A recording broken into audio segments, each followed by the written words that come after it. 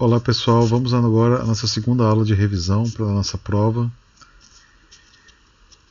que será na quinta-feira, né?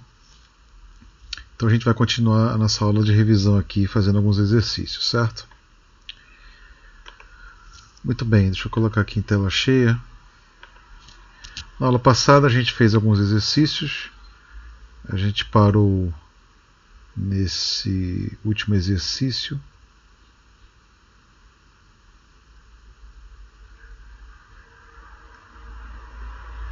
Que foi o exercício 5 da página 60 do livro do Andrade, né? Muito bem. Nessa aula vamos começar falando sobre a matriz de mudança de base, coordenadas, base ordenada e suas coordenadas, certo? Bom, esse é um exercício aqui simplesmente para a gente lembrar o conceito de matriz de mudança de base.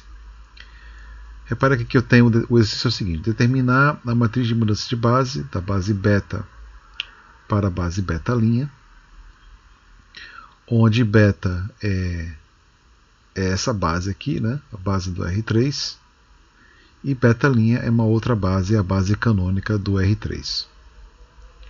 Ele pede para você determinar a matriz de mudança de base beta para beta'. Bom, é só a gente lembrar, certo, que a matriz de mudança de base beta para beta', ela é formada, as colunas dessa matriz são formadas, a primeira coluna dessa matriz é formada pelas coordenadas do primeiro vetor da base beta. Certo? Então, quem é o primeiro vetor da base beta? Vou chamar de U1, é o primeiro vetor da base beta, que é o vetor 1, 1 e 0. Então, a primeira coluna da matriz de mudança de base beta para beta' são as coordenadas do primeiro vetor da base beta com respeito às coordenadas com respeito à base beta'. Então, vou precisar calcular para o primeiro elemento da base beta as coordenadas com respeito à base beta'. Certo? A segunda coluna dessa matriz é as coordenadas do segundo elemento da base beta', da base beta, que é o 2. As coordenadas são calculadas sempre com respeito à base beta'. E a terceira coluna são as coordenadas do terceiro elemento da base beta, né? E essas coordenadas são calculadas com respeito à base beta'. Então eu tenho aqui uma matriz formada por essas colunas. Bom, eu vou denotar o 1 como sendo o primeiro elemento da base beta, o 2 o segundo e o 3 o terceiro. Então eu tenho uma base ordenada aqui, né? Lembrando que E1, E2 e E3 é a base canônica do R3. Então eu vou denotar, eu não sei quem é, né? Preciso calcular as coordenadas do vetor U1 na base beta'. Aqui tem um erro de digitação, pessoal, está faltando aqui beta' embaixo aqui, né? Aqui é a mesma coisa e aqui é a mesma coisa. Tem um beta' aqui, denotando, significando, né, que são as coordenadas dos vetores da base beta'. Eu preciso calcular essa matriz coluna, essas três matrizes colunas, né? Bom, todas essas matrizes, pela definição de coordenadas, né, de um vetor com respeito a uma base, elas realizam esses sistemas aqui, certo?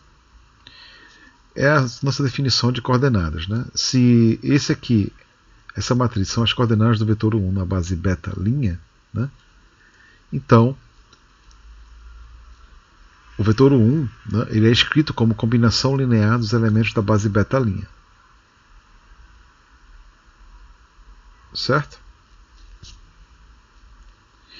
O vetor 2 é uma combinação linear dos elementos da base beta'. E assim por diante.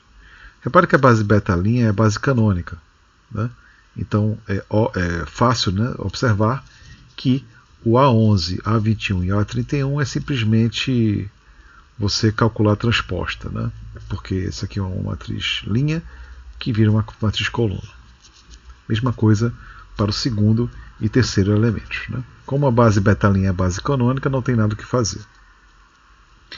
Assim, a matriz de mudança de base, beta para beta', será essa matriz 3×3. Certo?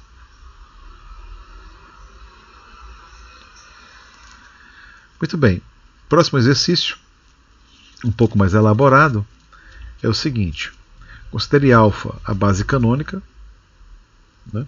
Beta e gama base de R2. Beta formada por esses vetores, né? E1 e E2 é a base canônica do R2, e gama 2E1, 2E2. Ele diz que as coordenadas de um vetor U na base beta é formada pela matriz coluna -1 e 3. Ele pede para você achar as coordenadas de U na base alfa e as coordenadas de U na base gama. Certo? Bom, vamos lá. Alfa, beta e gama são bases ordenadas. Portanto,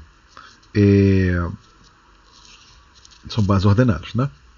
Então, vamos lá. Eu vou denotar alfa, né? Alfa é E1 e E2. Então, escrevendo em termos de vetores, os vetores correspondentes a E1 e E2, eu posso escrever alfa como sendo 1, 0, 0, 1. Né? Beta, fazendo essa operação aqui, vai ficar quem? Vai ficar -1 e 1. Certo? E o segundo elemento da base beta vai ser 1 e 1. E gama vai ser 2, 0 e 0, 2. Né? Só fazer essas operações aqui. Bom, por definição, a gente sabe, né, que eu sempre posso mudar as coordenadas de um vetor escrito na base beta para a base alfa se eu souber a matriz de mudança de base. Então ele dá as coordenadas do vetor U na base beta, ele quer que você ache as coordenadas desse mesmo vetor na base alfa e gama. Isso é fácil, por quê? Porque se ele dá as coordenadas do vetor U na base beta, e eu sei como calcular essa matriz, é a matriz de mudança de base beta para alfa, eu consigo calcular, melhor dizendo, as coordenadas do vetor U na base alfa, uma vez que ele deu essa informação aqui. Tudo bem? A mesma coisa vai acontecer na segunda linha. Né?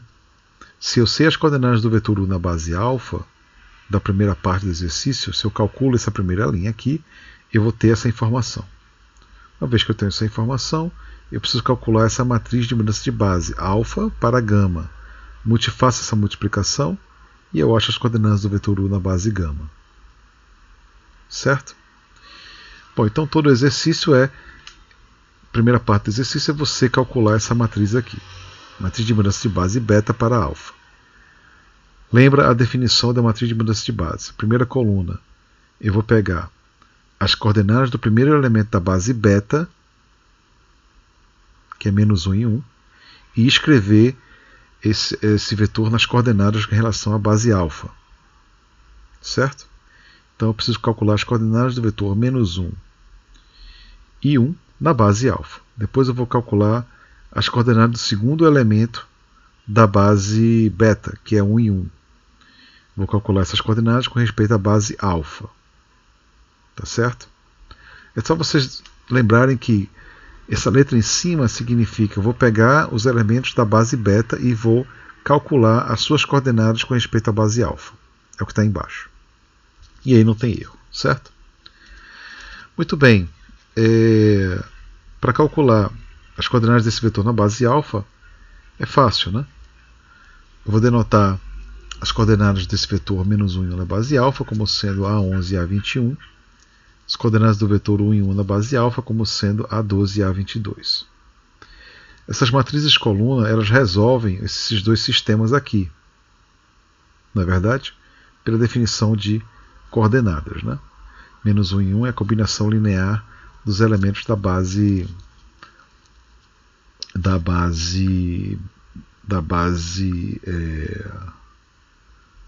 qual é a base aqui?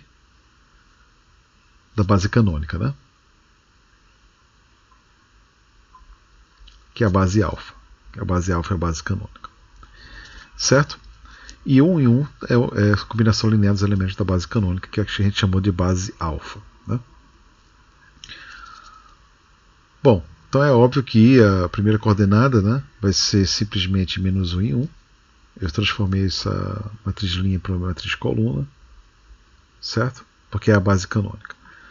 Logo, essa matriz de mudança de base vai ser simplesmente essa matriz aqui. E, portanto, você faz essa multiplicação, você vai chegar que as coordenadas do vetor U na base canônica, na base alfa, é igual a menos 2 e 2. Certo? Muito bem. Agora a gente precisa calcular as coordenadas do vetor U na base gama. Bom, eu já sei que as coordenadas do vetor U na base alfa, que é a base canônica, a gente acabou de calcular. Para eu achar as coordenadas do vetor U na base gama, eu preciso calcular essa matriz de mudança de base. Como é que a gente faz? Eu vou calcular a primeira coluna dessa matriz, vou pegar o primeiro elemento da base alfa, que é a base canônica. Aqui tem um erro de digitação, pessoal, desculpa. Aqui é 1 e 0, em vez de 0 e 1. Né? 1 e 0, 1 e 0 na base gama. As coordenadas do vetor 1 e 0 na base gama. E depois eu vou calcular as coordenadas do vetor 0, 1 na base gama. A base gama a gente sabe quem é. Portanto, a gente vai saber calcular essa matriz. Eu vou denotar as coordenadas do vetor 1 e 0 na base gama como sendo essa matriz coluna. E as coordenadas do vetor 0, 1 na base gama é essa matriz coluna aqui. Essas matrizes, elas resolvem, né, esses sistemas aqui. Novamente, estou usando a definição de coordenadas de um vetor, escritos na base gama. Né? Então, 1 e 0 é a combinação linear dos elementos da base gama. E os coeficientes são os coordenados do vetor 1 e 0 na base gama. Eu chamei aqui de B11 e B21. Faço a mesma coisa para esse segundo elemento da base alfa, né? Que é 0, 1. Muito bem, isso aqui é um sistema 2x2, isso aqui é um sistema 2x2, é fácil de resolver. Então resolve os sistemas acima, então eu tenho que B11 é meio, B21 é 0. Resolvendo esse primeiro sistema aqui, 2x2, é fácil de resolver. Esse outro sistema é um sistema 2x2 também, duas equações, duas incógnitas. Existe uma única solução, que é dado por B12, 0 e B22, meio. Portanto, as coordenadas do vetor U na base gama, eu vou pegar essa matriz que eu acabei de calcular, multiplicar pelas coordenadas do vetor U na base alfa, que é a base canônica, faço essa multiplicação e eu tenho as coordenadas do vetor U na base gama, que vai ser menos 1 e 1. Certo? E aí a gente resolveu o nosso exercício.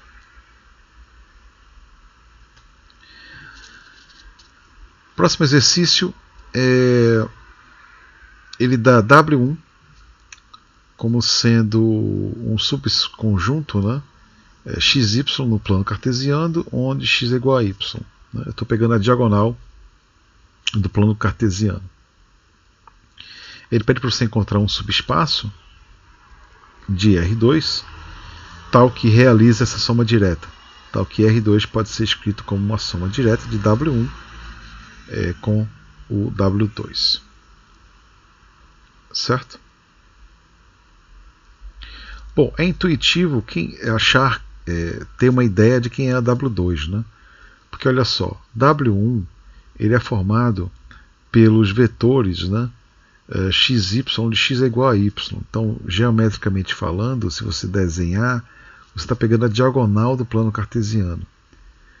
Para eu considerar qualquer vetor em R2 como soma de elementos da diagonal, mais de elementos de um W2 que eu preciso achar, né, é natural a gente pegar W2 como sendo, eu vou zerar a primeira coordenada e eu vou colocar a segunda coordenada como um número alfa qualquer. Então eu vou dizer que W2 vai ser esse subconjunto aqui. Esse é um subespaço vetorial que ele é gerado pelo elemento 0, 1. Né? Então é natural que, como x é igual a y no subespaço W1, é natural que esse W2 realize essa soma direta. E de fato isso é verdade, porque olha só, qualquer vetor x e y no plano cartesiano eu posso escrever como sendo soma de dois elementos. Um primeiro elemento está em W1, né? A primeira coordenada é igual à segunda. Então a primeira coordenada é igual à segunda, né? E eu vou somar esse vetor xx com esse vetor aqui. Por que eu coloquei 0? Ora, porque x aparece na primeira coordenada aqui do lado esquerdo. Aqui tem x, então eu vou somar 0. O problema é que aqui tem y, mas aqui tem x. Então, para transformar isso aqui em y, eu vou simplesmente somar x de y menos x. Que aí cancela o x e aparece o y. Então, essa é a ideia, né, de fato, de você escrever qualquer elemento em R2 como sendo soma de dois vetores. Um vetor em W1 e um outro vetor em W2. Certo? Muito bem, então a gente acabou de mostrar nessa linha que o plano cartesiano ele é igual à soma dos subespaços W1 com W2. Agora essa soma é direta. Por quê? Repare que um vetor está na intersecção W1 com W2 se e somente se A é igual a B, né? E A é zero. Logo, A e B deve ser o vetor nulo. Isto mostra então que o plano cartesiano de fato é igual à soma direta de W1 com o subespaço W2. Resolvendo então o nosso exercício. Ok, próximo exercício, ainda nessa direção aí de a gente treinar o conceito de soma direta. O exercício é o seguinte: considere V o conjunto de todas as funções reais, né? E W1 e W2, W1 eu vou considerar o conjunto das funções pares, né? Funções que são da forma f de x tem que ser igual a f de menos x, né? Se a gente lembrar do ensino médio, isso aqui a gente chamou de funções pares. Então W1 é o conjunto das funções pares. Exemplo, parábola, f de x ao quadrado. F de x igual a x ao quadrado, né? W2 é o conjunto das funções ímpares, ou seja, aquelas funções onde menos f de x é igual a f de menos x. Um exemplo típico é você pegar f de x igual a x ao cubo, né? Então W1 e W2 são esses subconjuntos aqui de V. Ele pede para você mostrar que V é soma direta de W1 com o W2. Certo? Bom, esse conjunto V, lembra, né, das aulas passadas, que esse conjunto V ele é munido, ele é equipado com as operações de soma de funções e multiplicação de uma função por um escalar. Aquelas naturais, por exemplo, que os polinômios têm. Certo? Bom, dadas essas operações, eu quero mostrar que V é soma direta de W1 com W2. Bom, para isso, a primeira coisa é tentar escrever qualquer função como soma de duas funções. Uma primeira função é a função par e uma outra função é uma função ímpar. Bom, para isso, para eu achar H e G, repare que eu posso escrever f de t como sendo o seguinte. Posso fazer o seguinte truque. Eu vou pegar f de t, vou somar com f de menos t, depois eu vou diminuir f de menos t, certo? E somar com f de t, e dividir tudo por 2. Quando eu faço isso, repare que essa soma de fato é igual a f de t, porque eu estou compensando f de menos t sobre 2 por menos f de menos t sobre 2. Então, f de t é trivialmente igual a essa soma. Eu vou dizer que h é igual a essa parte aqui e g é igual a essa parte aqui. E agora eu afirmo que essa função h é uma função que está em W1, ou seja, é uma função par, e g, que é essa função aqui, é uma função ímpar, ou seja, está em W2. Bom, para mostrar que h é uma função par, eu preciso avaliar h no ponto menos t. E mostrar que h no ponto menos t é igual a h de t. Bom, h de menos t, h avaliado no ponto menos t, por definição vai ficar f de menos t mais f de t sobre 2. Ora, f de menos t mais f de t é igual a f de t mais f de menos t. Né? Então, h de menos t tem que ser igual a h de t. Portanto, h é uma função par, está em W1. G. G é uma função ímpar. Por quê? Porque avalia g no ponto menos t. Bom, g avaliado no ponto menos t vai ficar f de menos t menos f de menos t, que vai gerar menos f de t. Ora, f de menos t menos f de t sobre 2 é simplesmente menos g de t. Isso mostra que g de menos t é igual a menos g de t. Ou seja, g é uma função ímpar e, portanto, g está em W2. Com essa linha de raciocínio, o que eu acabei de mostrar? Eu acabei de mostrar que qualquer função real ela pode ser escrita como soma de duas funções, uma função h em W1 mais uma função g em W2. E, portanto, W1 em W2, a soma dos subespaços W1 e W2 gera, né, é igual ao meu espaço vetorial V grande, das todas as funções reais. Né? Bom, basta agora mostrar que essa soma é direta. Então eu vou pegar um vetor que está na intersecção de W1 com W2. Para estar na intersecção de W1 com W2, essa função f ela tem que ser uma função par e ímpar. Par mostra então que f de t é igual a f de menos t. Isso significa que a função está em W1.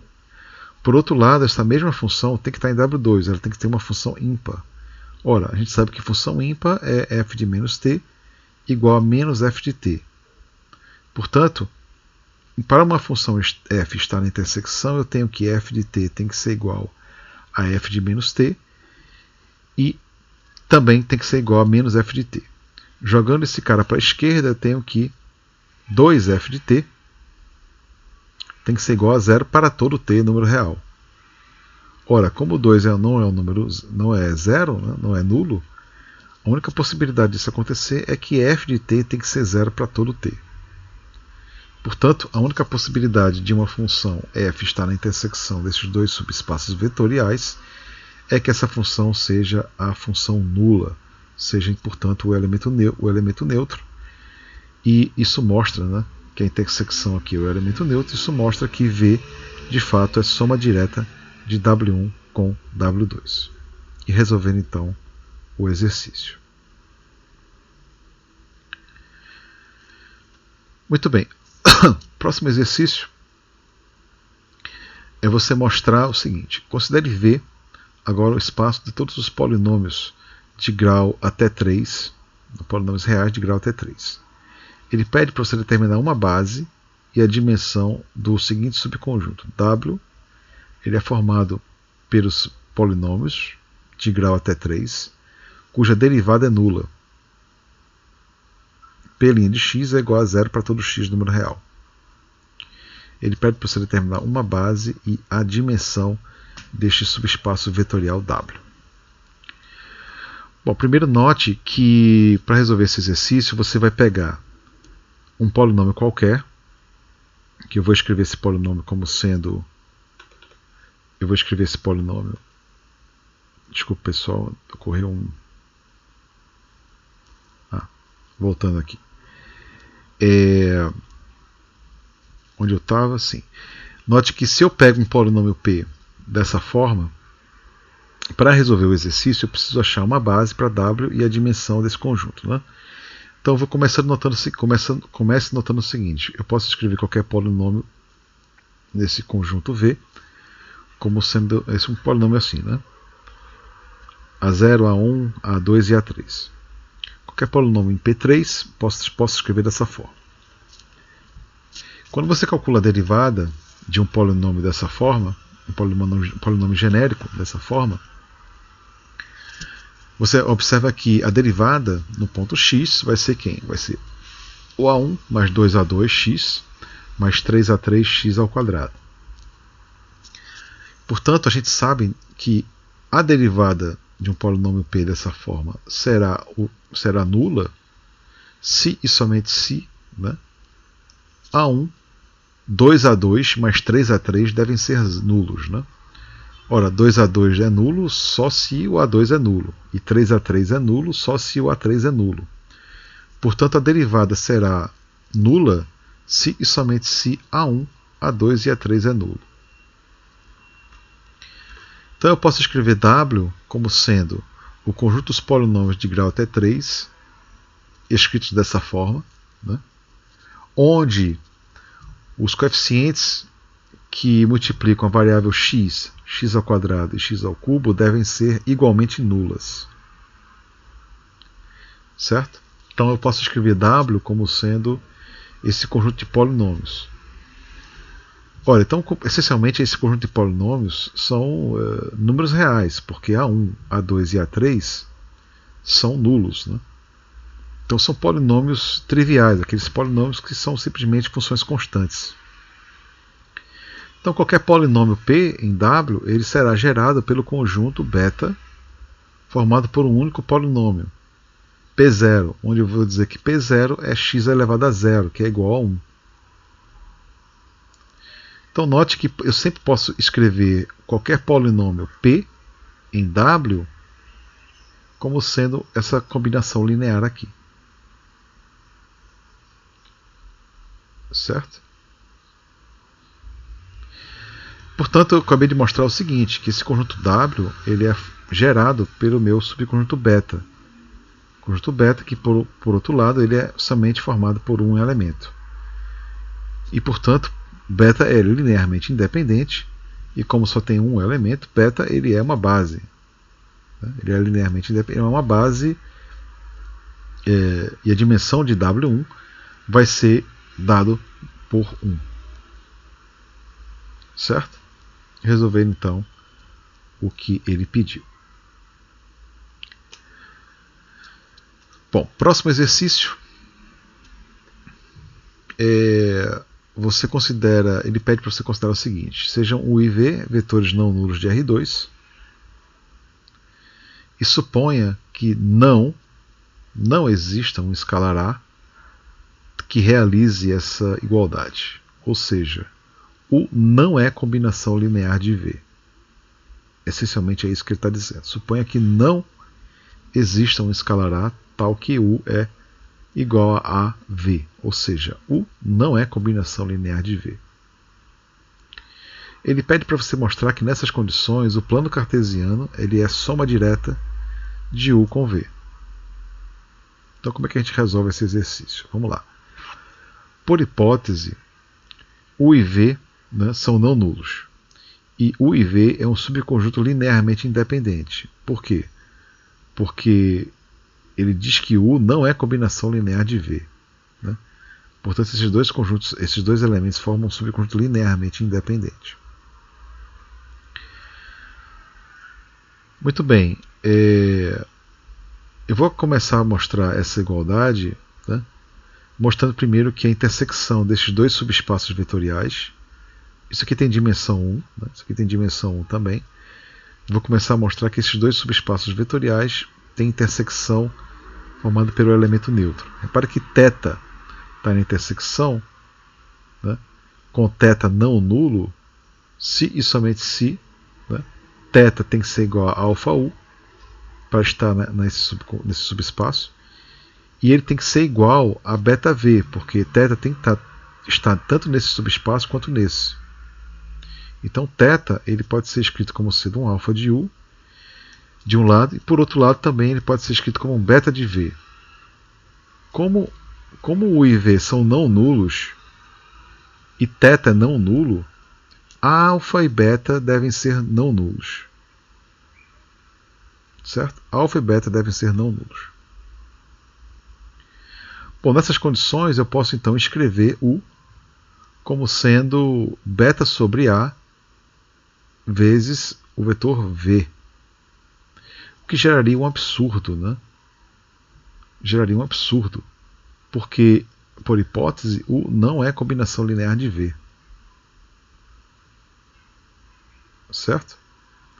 Portanto, necessariamente, se eu pego um vetor θ que está na intersecção desses dois subespaços, θ não pode ser não nulo, ele tem que ser necessariamente nulo. Logo, a intersecção de U do subespaço gerado por U, intersecção subespaço gerado por V, deve ser o elemento neutro. Ok.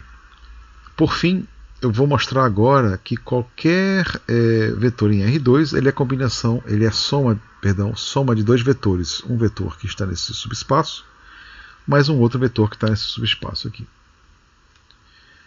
Repare o seguinte, eu vou denotar U como sendo U1 e U2, V como sendo V1 e V2. E note que eu sempre posso escrever qualquer vetor AB no plano cartesiano como sendo soma de dois vetores, αU mais βV. αU, obviamente, está no subespaço gerado por U, e βV está no subespaço gerado por V. Por que eu posso escrever sempre assim?